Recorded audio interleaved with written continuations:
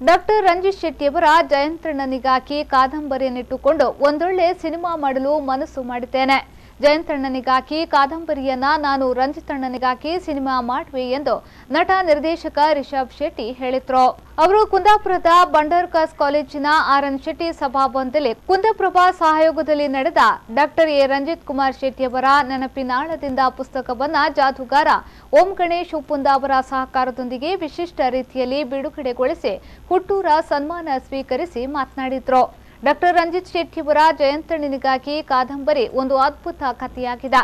ಕನ್ನಡದಲ್ಲಿ ಪ್ರಮುಖವಾಗಿ ವೈದ್ಯರ ಅನುಭವ, ಸವಾಲುಗಳು, ಅವರ ಜೀವನವನ್ನಿಟ್ಟುಕೊಂಡು ಮಾಡಿರುವ ಸಿನಿಮಾಗಳು ಬಹಳ ಕಡಿಮೆ. ಕೆಲವು ಸಿನಿಮಾಗಳಿದ್ರೂ ಕೂಡ ಸಣ್ಣ ಸಣ್ಣ ಪಾತ್ರಗಳಲ್ಲಿ ದುರಂತ ಕಥೆಗಳಲ್ಲಿ ಬಂದು ಹೋಗಿದೆ. ಆದರೆ ವೈದ್ಯಕೀಯ ಕ್ಷೇತ್ರದಲ್ಲಿ ಒಬ್ಬ ವ್ಯಕ್ತಿ ವಿದ್ಯಾರ್ಥಿ ಜೀವನದಿಂದ ಅವನ ಕೊನೆವರೆಗಿನ ಜರ್ನಿ ಹೇಳಿದಂತಹ ಯಾವ ಸಿನಿಮಾವೂ ಬಂದಿಲ್ಲ. ಜಯಂತಣ್ಣನಿಗಾಗಿ ಪುಸ್ತಕದಲ್ಲಿ ಓದಿರುವ ವಿಚಾರಗಳನ್ನ ಮೀರಿದ ಇನ್ನಷ್ಟು ವಿಚಾರಗಳು ಸಿನಿಮಾದಲ್ಲಿ ತೋರಿಸಲು ಪ್ರಯತ್ನಿಸಿವೆ ಎಂದು ಹೇಳಿದ್ರು.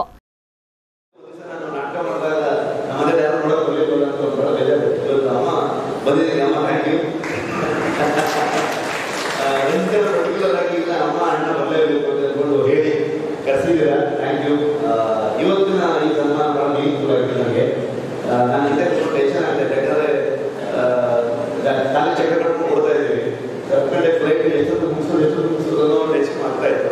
ಆದರೆ ಮಾತಾಡಿದ್ರೆ ಇವರೆಲ್ಲ ಮಾತುಗಳು ಕೇಳ್ತಾ ನಾನು ಟೈಮ್ ಹೋಗೋದು ಬಿಟ್ಬಿಟ್ಟೆ. So thank you.